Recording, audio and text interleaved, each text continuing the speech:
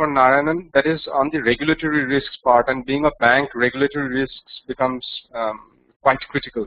So what are some of the ways by which you handle regulatory risks? And do you have some thoughts and best practices? Regulatory risk where you have to do it.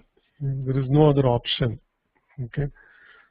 So whether you are 100% compliant or 80% compliant is the residual question. There is no 0% compliance option there. Okay. So last year we had this RBI's famous information security cybercrime BCP guideline. So the best way to handle regulatory risk is to show a process to the regulator that you have taken the regulatory requirement seriously and you did all the due diligence, okay, and which is documented, and show all the you need to demonstrate that you are taking the best efforts to comply with the regulatory requirements and start the action immediately. If the action is not 100% over, is also fine.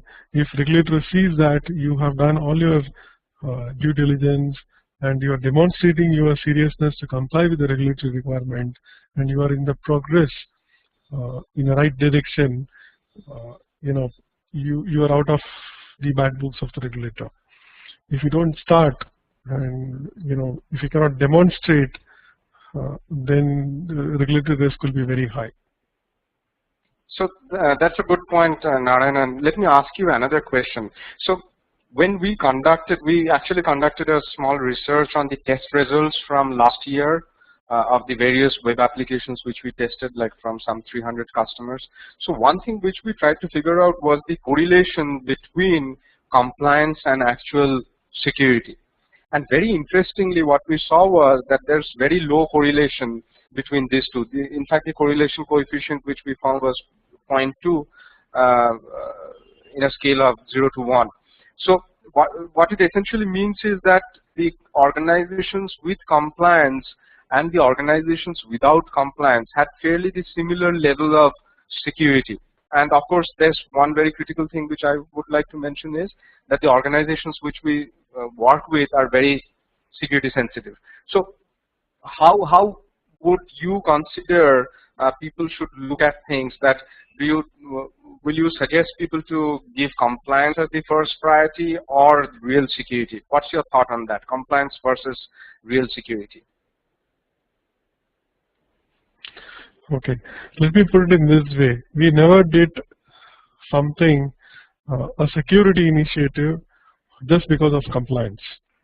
Okay, so if you have a pure risk-based approach and you have your own base minimum standards for the organization, and if you follow it, you are always in compliance with the regulators' requirements. Okay, so there are only a small delta which goes out of this, which you try to prioritize and show to the regulator.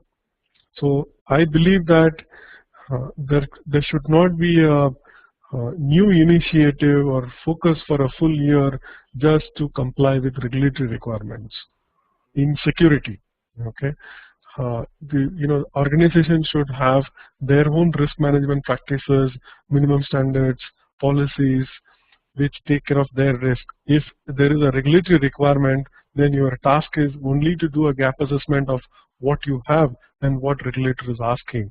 You left out with gaps which are related to frequency or intensity of the control, etc. To give you an example, if my internal security policy says that I need to do penetration test of my external facing applications twice a year, if regulator is asking once in a quarter, then the activity which I was doing twice a year, now it becomes 4 times. That's the only adjustment I have to do. But I can't start like just because I will not do any penetration testing on my internet facing asset just because the regulator is asking, it became a regulatory requirement, I'll start doing, then you are in deep trouble, because the regulator can also miss a lot of things which can create major impact to your assets. So you own your assets, you know your assets, you know the threats, you need to have a security control policies, governance models, risk management practices. You always need to map the regulatory requirement to your internal policies and procedures and controls. That's a great point. So in fact, in our report which we released, we saw that the banks were the most secure. They had the lowest number of average vulnerabilities per website, and it clearly tells why. It's because of people like you who give security as the #1 priority and not compliance.